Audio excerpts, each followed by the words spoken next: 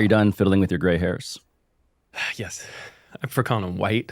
Yeah. Yeah. Gray just makes me sad. White, I'm like, okay, maybe it's stress-induced. Well, I try to convince myself that. I want to remind you why we're here today. Yeah. Which is another, I would say, almost disturbing marker of our senescence.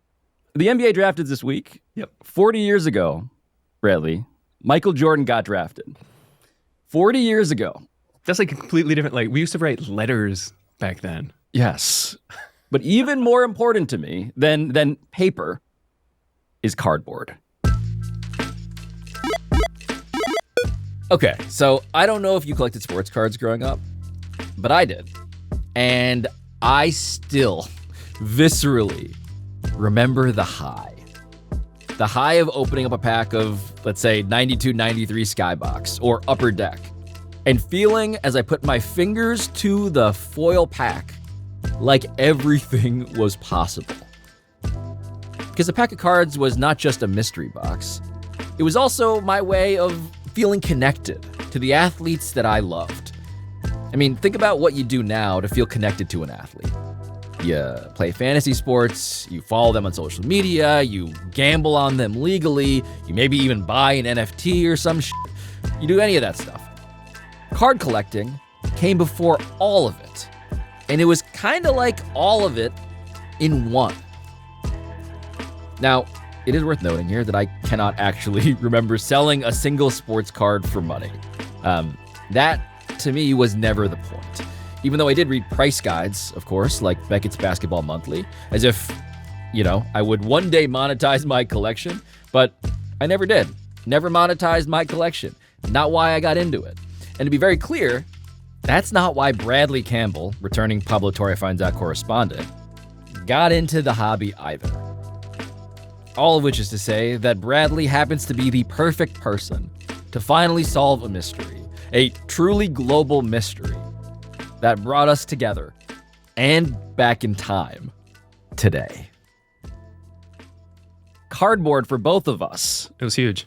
Was almost everything growing up. God, I remember I used to beg my mom to please drive me the half hour, 45 minutes to Salem Center. Then I would run out of the car, sprint upstairs. It was a 2-level mall into a card shop. And then I would join other kids and we would just stare at a Ken Griffey Jr. rookie card. He has his little hat on. He's got so that was gold your, that was your grail. That was like my Kohinoor diamond, my Star of India. It felt like it had some sort of mystic power. Right. Something that you could not touch, but you almost just needed to look at to feel its power. Yeah, completely. It held a magic in a way. And for me, and it's a little embarrassing to confess given that this show has been devoted to, in some ways, torturing his family and debunking the myths around him. But it's Michael Jordan. Okay. I'm that guy. I'm that kid. So many millions of 7-year-olds in 1992 falling in love with the Dream Team and then the Bulls. So for me, when I think about my previous life as a card collector, which both of us were, I actually think of my own trauma, which is I was a kid who collected Michael Jordan cards. That was my favorite thing. I just remember how I organized it. I had a binder, a 3-ring binder, as so many of us did. And I took it to the park one day. And I remember passing around my binder exclusively, but specifically sorted with Michael Jordan cards. And I remember getting it back from the kids I showed it to. Okay. Then later, opening it back up and realizing that my Michael Jordan cards were stolen.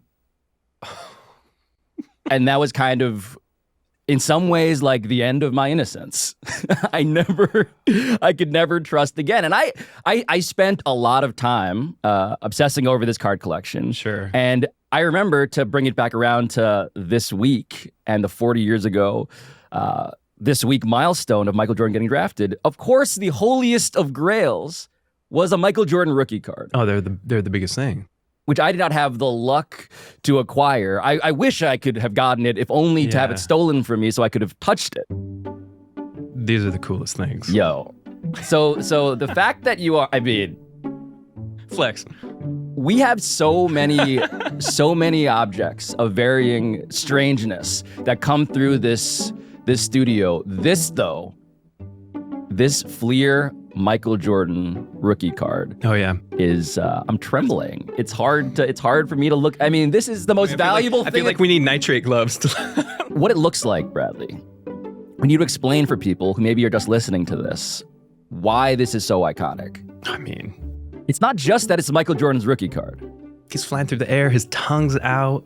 It is exactly what I think of when I imagine him, is actually this photograph. Ball in his right hand, leaping towards the rim. Gravity doesn't apply to him. And the striping on the card, the red and blue and white and blue and red, feels both patriotic in a sense and also like its own country. Like it's a flag unto itself, the nation state, the empire of Michael Jordan began here. This card, which I want to put right here very, very gently. Just hasn't been graded yet. Yep, exactly. I want to point out that these cards are more than just like totems, they're assets.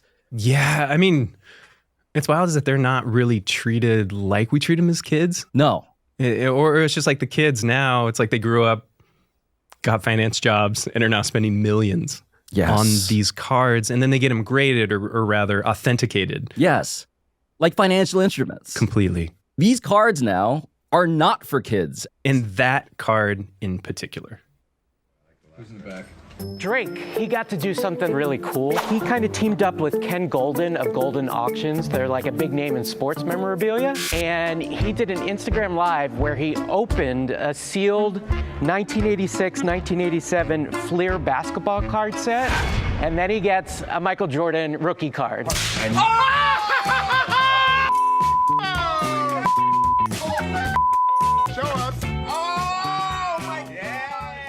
So the legend of this card in particular, it brings us to the story that we're here to do today. Yeah. Because it's not about this specific card, it's about an even more valuable version. So explain what the hunt for 23 is, Bradley. The hunt for 23. It was started by the company Upper Deck, and they bought back 23 of these Michael Jordan rookie cards from trusted sources. And then they had Michael sign each one, each of the 23. Then they hid little redemption cards in their packs, sent those out. Like golden tickets. Completely Willy Wonka. Randomly distributed throughout packs around the world. And then if you open it up and you got one of these redemption, you could send it in and you could get one of these cards, autographed by Michael Jordan. Kicker here, though, is that Upper Deck made a deal with Jordan to never sign another rookie card again. So these 23 were supposedly the last 23 cards that Michael Jordan ever signed. And so these autographed Michael Jordan rookie cards went for how much at auction? It went for over $1 million. That was in 2022. At the time, the most money anyone had ever paid for one of those 23 rookie cards. Right. So the hunt for 23, I want to describe the listing here on the Christie's website, Bradley, because there's a clause in here, a clue that I think a lot of people just sort of didn't pick up on, but you brought it to me. Yeah. And I have been thinking about it ever since. So what is the part of this listing that that you ended up having to investigate? Well, of the 23 cards released, only 14 cards are known, graded, and in the hands of private collectors, which immediately makes you think. Doing some math here. 23 minus 14 is 9. Where are they? Where are the missing 9 autographed Michael Jordan rookie cards, the last of their kind? Yeah. And so fans, collectors, me now, like we've all been competing to find out the answer to where these cards are, what happened to them, the millions of dollars that they contain. After 3 continents, 4 countries, and a long talk with an armored car robber, I have something to tell you.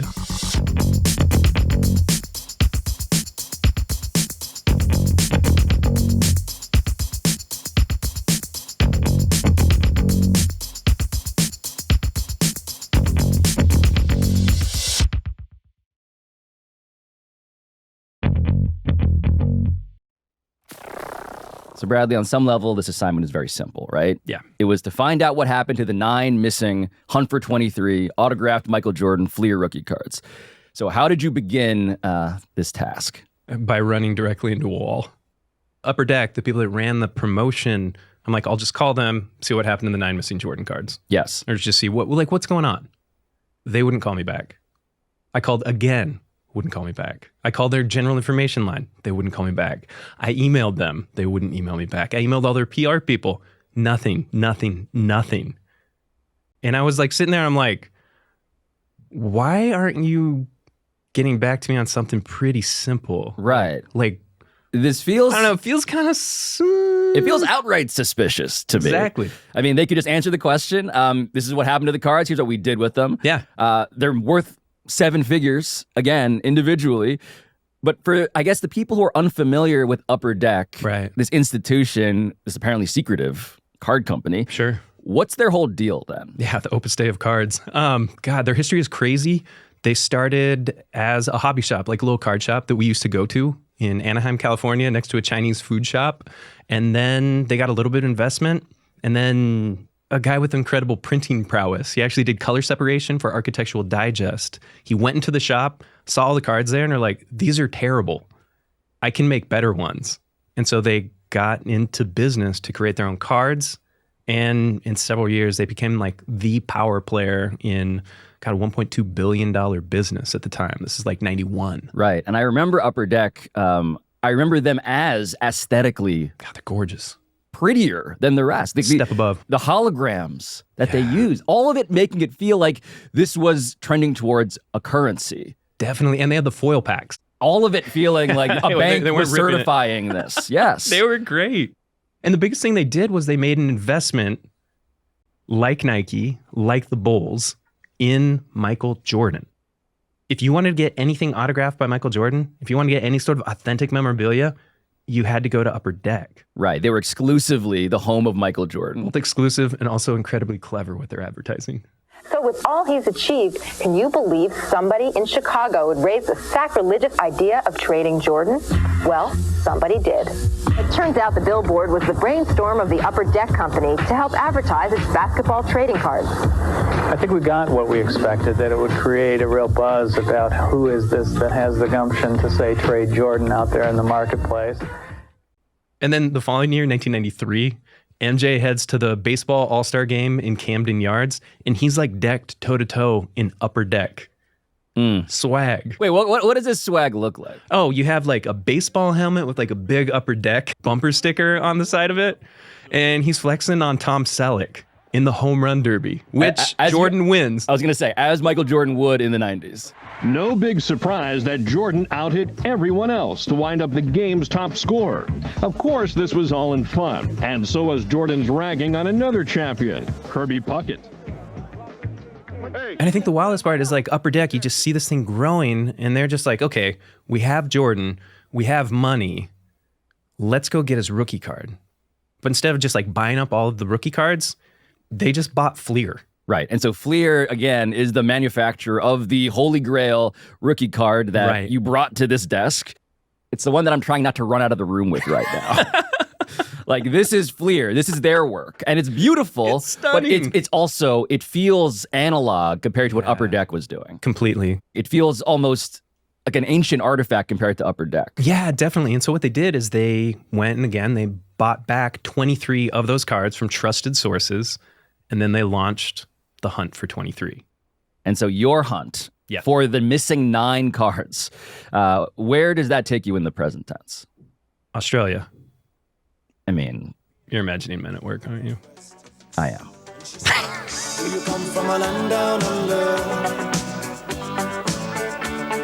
Hello, Matt Cassie. Hello. Hey, how you doing? I'm good. I'm just got some serious reverb. So because Upper Deck wouldn't talk to me, I had to go find like experts in the hobby industry, and one of them happened to live in Brisbane, Australia. His name was Matt Cassidy. He started a website all about Jordan cards, and he called it jordancards.com. When I set it up, the domain name I just bought because it was about Jordan cards and I wasn't going to fluff around. So, I like it. It's bronze seal. Does what it says on the can. that's right. Yeah. He was this huge Luke Longley fan. I mean, of course. So of course he loves the Australia. Bulls. Yeah. So of course he loves the Bulls. And you have Jordan on top of that. And you have, again, the Michael Jordan rookie card. Dude loved it. Yeah, it was a perfectly designed card for the time, I think. But then, of course, Upper Deck have taken it to the next step with this of having him sign them, limiting it to 23, and then making him sign a contract where he's never allowed to sign this card ever again. So that's it.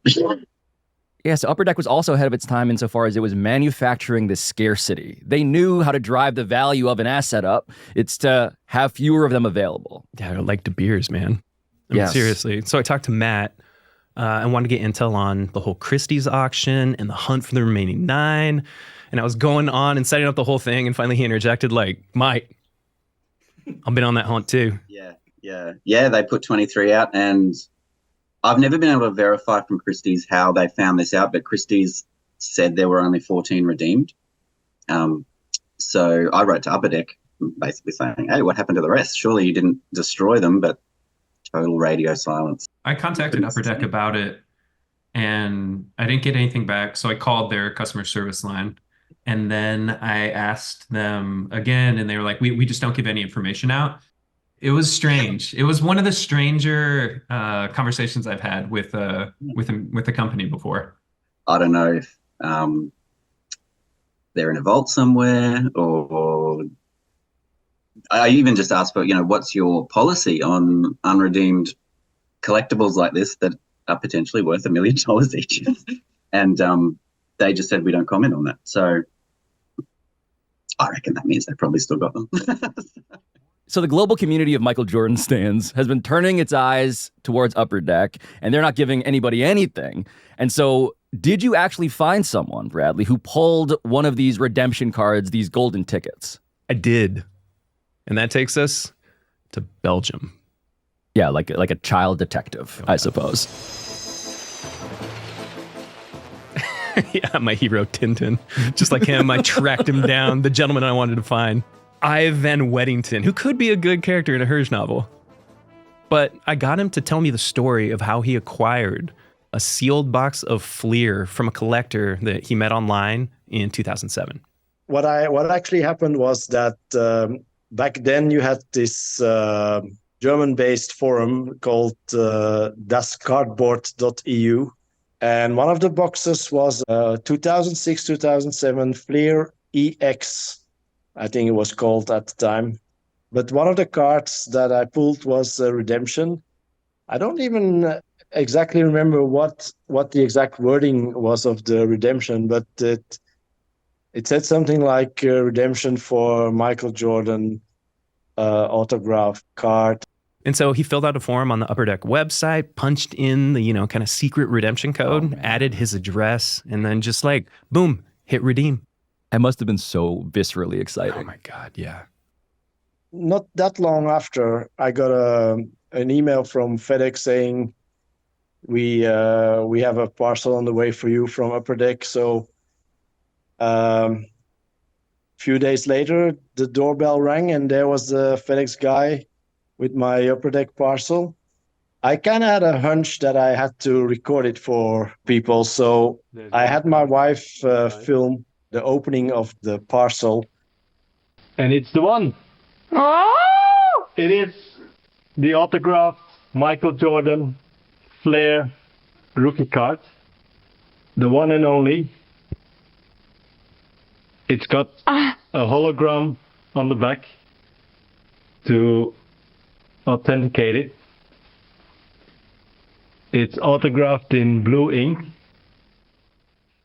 That video, which you can see and should see on YouTube or the DraftKings Network, it makes me happy because he is so nervously and genuinely excited and shocked. And I mean, again, like holding this thing, which isn't even autographed, that gives me that feeling by proxy. I can only imagine what he is actually going through. Pablo, it's a fake. This. Yeah, it's a counterfeit. I bought it for like $10 from a collector. Wait, hold on. Wait, so why would you do this? And number two, real question. Yeah. How do you acquire a counterfeit Michael Jordan Fleer rookie card? This thing that now that I look at it, I guess I should not feel any of the feelings that I'm feeling. It's pixelated as hell. It's like a reprint of a reprint. Sorry. I'm now looking closer. Wow, I thought this would make a good gag, and now I'm like, oh God, I've really hurt you. It's just, it feels like PTSD. Sorry. I started this with a story about how Sorry, it people was cruel. I thought it would be good. Jordan I thought it would be a good cards moment from in the me, show. And now it's happened again. I guess not. Jeez. Where did you get this? Not to sound like a cop, but where did you get this? I can't give out my source. But you can't be surprised though, dude. So like everyone's chasing the same card.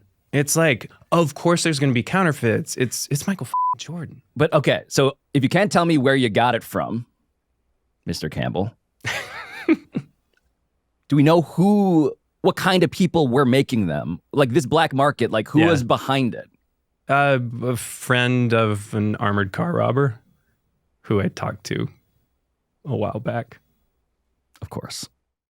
Have you ever heard the tale of the football player turned armored car robber? It's a story so wild, it almost seems fake.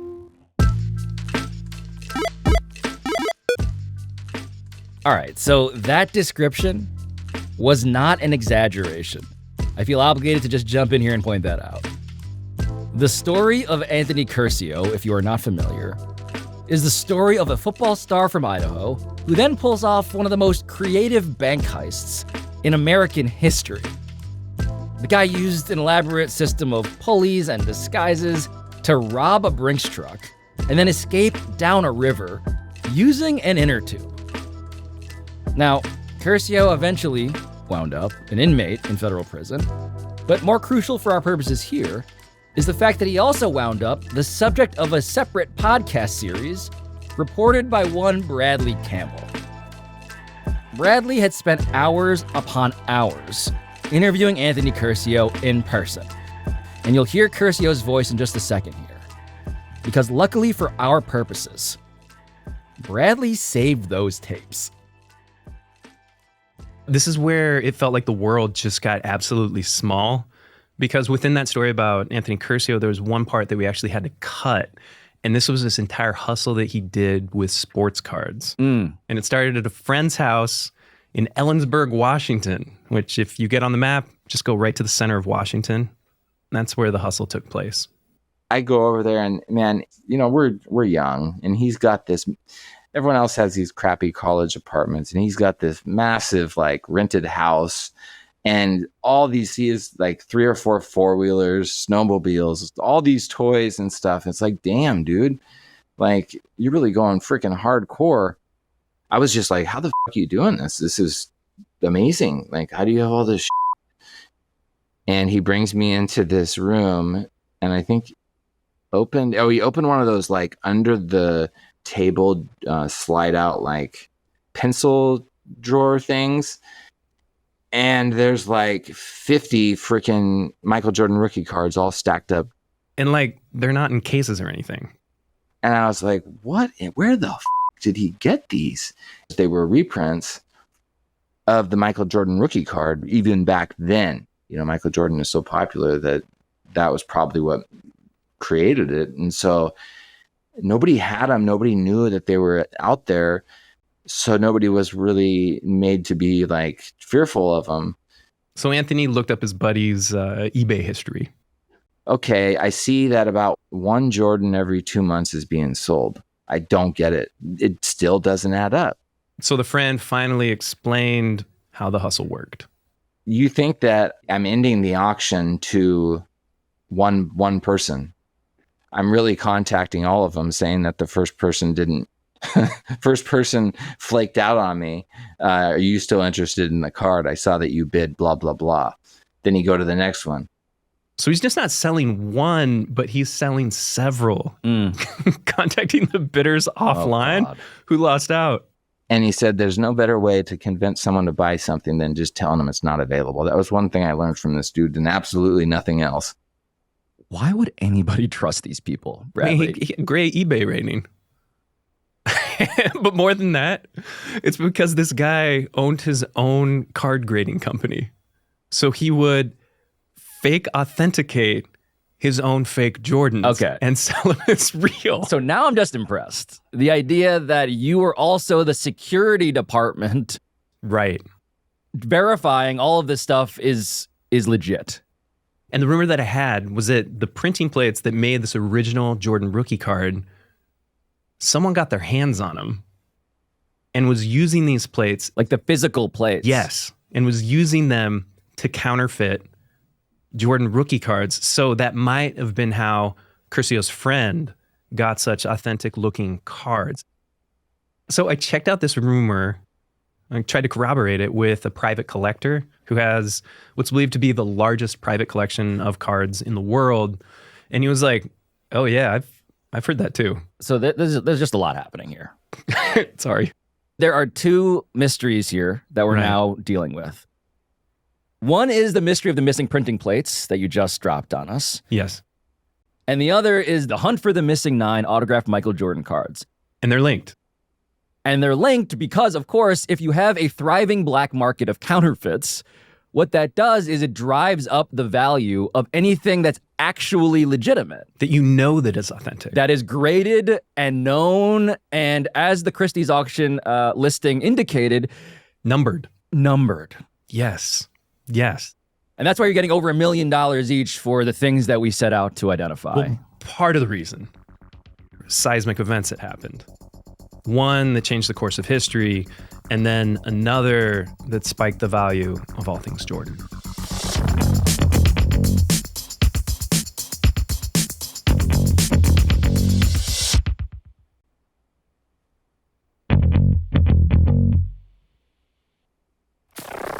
So the first 2 installments of The Last Dance, this is that 10-part series. It aired on ESPN last night. It looks at Michael Jordan and the Chicago Bulls' rise to the top of the NBA. So if you're listening, you may remember this.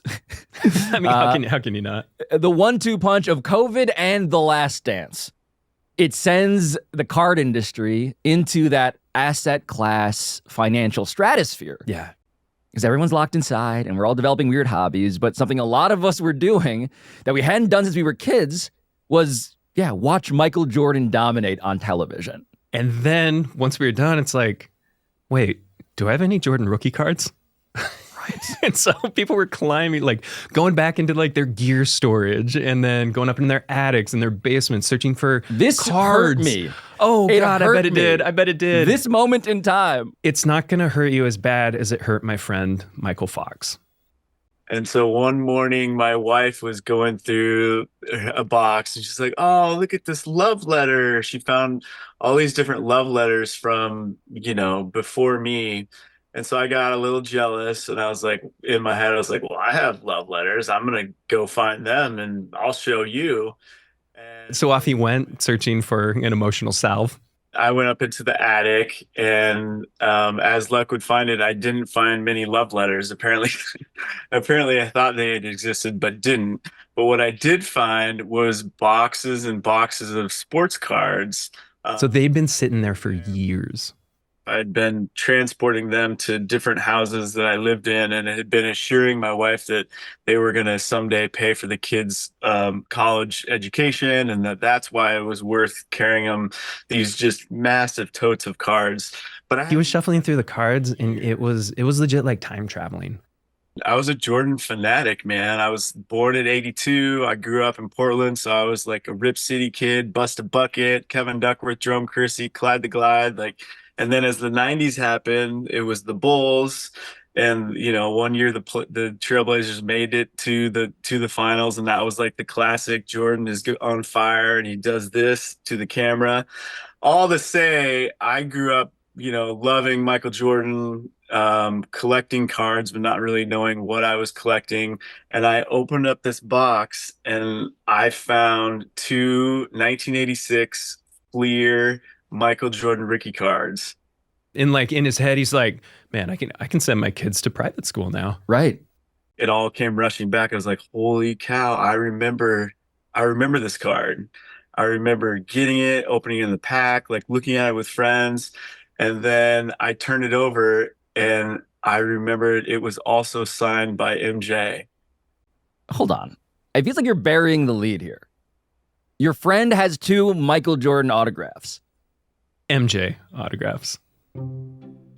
It was signed first by Jeremy Banning, one of my close childhood friends. He had pulled it in the pack, and I was like, well, I knew that was a good card. I didn't know how good of a card, but he quickly wrote J on the card because he wanted to make sure everyone knew it was his. And at some point, I don't know if I packaged, a bunch of Trailblazer cards or what I did to finally get that 86 Jordan, but I traded for it. And of course, what does a 5 or 6 year old do when he gets that card? He crosses out the J and he writes M next to it. It was Michael's card. So back during the pandemic, I found 2 1986 Fleer Michael Jordan rookie cards that are marked MJ, one by Jeremy Banning and one by Michael Fox. So again, for people who are just listening to this, oh my gosh. These are actual, not counterfeit, actual Michael Jordan Fleer rookie cards. Yeah. Except they've been autographed on the back. Yeah, on the back. By 2 children. Like 2 6-year-olds or 7-year-olds. Not the actual MJ. Oh man, terrible handwriting. Like they're gripping the pencils like a fist, just going M and J. And he even tried to erase the J once it was his, then stopped halfway. Like, I no. know that. I know I'm erasing that the move. card. What am I doing? Yeah. But yeah. So anyway, I think the obvious takeaway from this is just don't teach kids how to write. Correct. Yeah. Correct. One thing modern society is moving towards is deserved. We're going to avoid this in the future.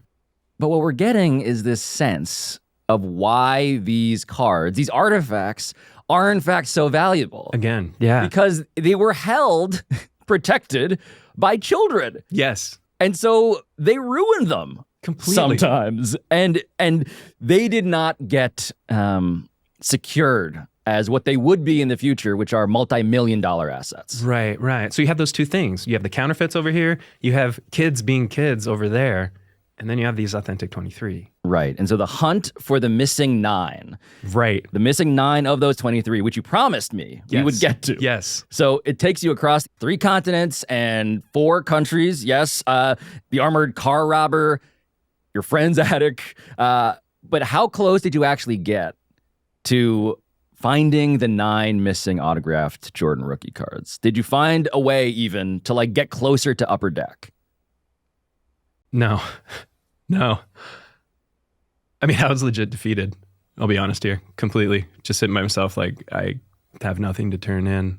It's kind of like it felt like in baseball where you track a fly ball from home plate and you're sprinting after it. You run, you hit the warning track, and then you just run into a wall and nothing is there. And at that point, I was just like, is there a savior out there who kind of gets me that could help me out?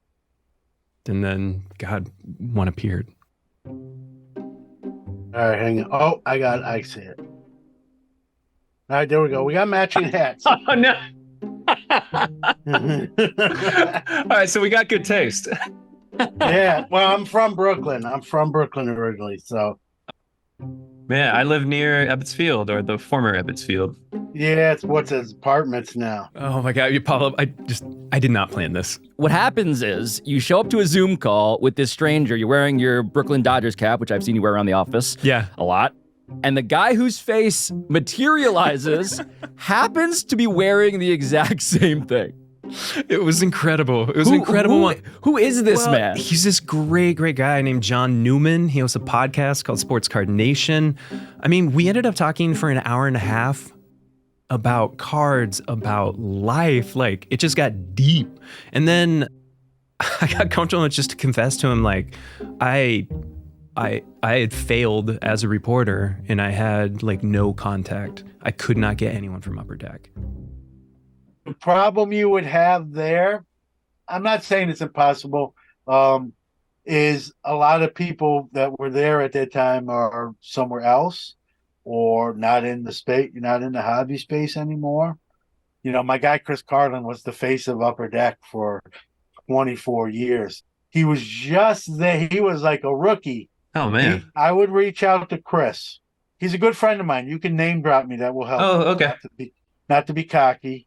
And then that's the moment where I came into the studio where we are a while back. I'm like, all right, Pablo, I'm going to a card show in Toronto to see a guy who hopefully might solve the mystery of the missing Jordan cards. And you were like, yeah, I was like, I like an expense report heat check. I do.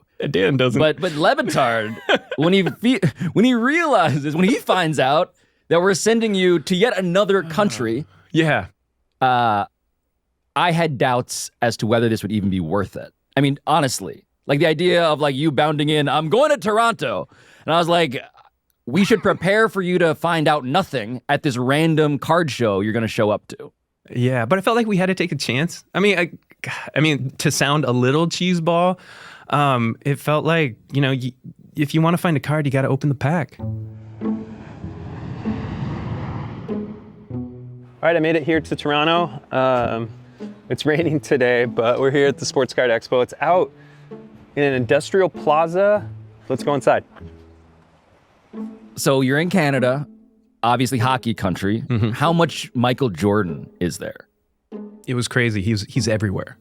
It's like among Hanson jerseys and Connor Bedard and Connor McDavid and Wayne Gretzky and Gordie Howe and then Jordan. Right. The Jordan LeBron thing. No, it doesn't exist in the hobby industry and card collecting. It's just Jordan's there by a mile. Craziest part about the expo was you saw that stratospheric rise in cards because everyone was carrying around these little briefcases that had combination locks, which they would store their graded cards in, almost like they had the nuclear codes, like the nuclear football they were toting around. Those guys, unlike me and your friend with the attic, it seems like they actually knew the value of the stuff in their collections. Like they were not settling for the 3-ring binder. No, definitely not. Definitely not. So anyways, I went through wandering these giant airplane hangars full of cards and people and collectors searching for Chris Carlin, not the New York radio personality. Right. Not that Chris Carlin. Another Chris Carlin, the guy at Upper Deck and the person that hopefully had the intel on the missing 9 Jordan cards. All right, so the contact that I have said that for me to come to PSA, he should be in the booth. All right, here we go. I'm going to stop recording. So I finally tracked down the booth that he's at, and I shake his hand. He's like, actually, could you come back in an hour? And I was like, and he walks away, and I'm like, am I getting ducked? It's happening again. It's happening again. It's happening again. Like, I just get filled with this absolute feeling of pure defeat. But then, thankfully, hour passes. He comes back. My name is Chris Carlin. I worked with Upper Deck for over 24 years. It was cool to listen to him. He told me what went into a good hunt. In trading cards, there's a lot of Willy Wonka type of promos, golden ticket types of things. But really what anyone who works at a trading card manufacturer worth the salt is trying to give collectors something to talk about, trying to give customers something that they appreciate and are want, which in the case of Michael Jordan is anything Michael Jordan. And so in regards to the Hunt for 23 promotion, the thing was huge. MJ signing those rookies was a pretty big deal. Yeah, and the coolest thing is when he was talking about the Hunt for 23 promotion, he said it was specifically designed for kids. We're trying to get that next generation of collector in, and Jordan was such a perfect way to drive interest in opening up packs of cards, whether it be getting something signed by MJ or winning a trip to his flight school. It was pretty exciting for people back then. And then I got to ask Chris the question. Yes, there is a question that here. I came to Toronto. Yeah, your to expense find report. out. Your expense report was riding on this literal multi-million-dollar question that both of us have been obsessed with, which is what happened, Bradley, to the 9 missing Jordan cards? The weirdest part, Pablo, is he really didn't seem to know what the hell I was talking about. Where are they? Yeah, all I could say is that Upper Deck made sure that they were all distributed. So what that means What is does that mean? all of those redemption cards, those golden tickets, Right. not all of them were sent into Upper Deck. So that means not all of the signed 23 Jordan cards were immediately sent out to people that found them in packs. So basically, Upper Deck had whatever the leftovers were, the unclaimed, unredeemed Jordan autographed rookie cards. And their company policy stated that all prizes had to be distributed. They couldn't just be collected or kept by Upper Deck employees. Which would have been a real coup if you were definitely. an Upper Deck employee. Exactly. Like, I'll take this home with me. Yeah, sure. So what was their policy? Well, they had to devise a workaround to make sure that they got out to fans of Upper Deck. Wait, so what was the workaround? Who got these cards? Well, you remember how I said that the promotion was all for kids? Yes. Well, they decided to award these cards to kids who did things that kids today no longer do. Write letters. I would often see bins of mail coming in from people who were trying to participate in some type of sweepstakes for the price of a postage stamp instead of the price of a pack of cards.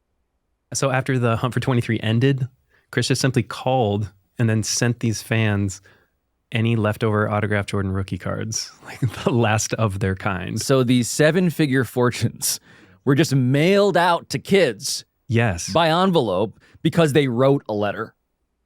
Yes. And so, okay, the missing 9, the hunt we've been on. Right. Do we know who got those cards? So the answer to the mystery of the missing 9 Jordan cards is that they were never missing.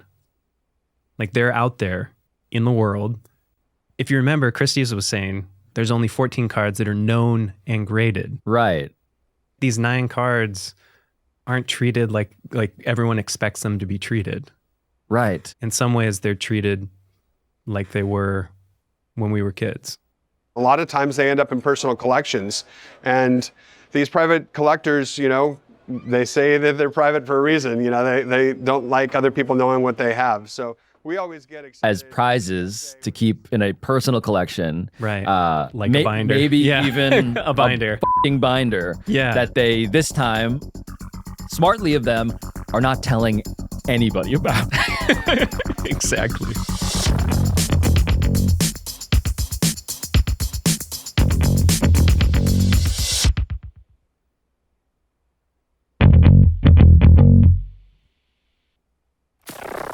So Bradley, even more than I want to congratulate you on getting to the bottom of this mystery, I want to salute you for truly lowering the value of the 14 known autographed Michael Jordan rookie cards that Christie's has, in fact, cited.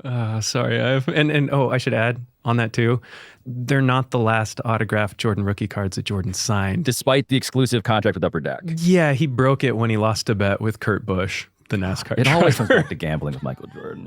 I mean, what we're doing, though, across the board here is we are moving markets. Oh, yeah. So the one unanswered question on that note that I have has to do with the other mystery that you cited, which is that there were these original printing plates that your armored car robber friend and his friend had acquired. So what happened to those? So if you remember, Upper Deck bought Fleer when Fleer went bankrupt. And I asked Chris Carlin, where did they go? You know, a lot of times they were just pitched. So if someone was dumpster diving, they might have got lucky. But I don't know, that particular set, they weren't widely collected or looked at the same way they are today as an asset rather than a tool to make the trading card. So the rumor holds. Okay, so the bad news for everybody who has the Michael Jordan cards that I have lusted after for my whole life, basically, the bad news for them is that actually there may be no shortage of Michael Jordan rookie cards in reality because the technology exists to make them apparently forever, maybe. Yeah. Someone's college tuition is now gone thanks to your reporting. Right. But Pablo, to make it up for you. Yeah. I had time after I solved the mystery to walk around the card show and was able to buy a pack for you to hopefully replenish, as an apology. Both an apology for what I put you through, and hopefully find one of those Jordans that you got robbed. Oh, you got, And then okay. I got to admit though, I also bought a present for myself. I have the Upper Deck 1989. I Sound know. of foil. Right? I can hear. Right? I mean, so Yeah. you got me Skybox 92, 93, which is like again, Dream Team era. Like Yeah. this is. Yeah. I got hold the on. 89. Can So we- anyway, you ready? I think there's only one way to end this episode, and that is let's rip. Yeah.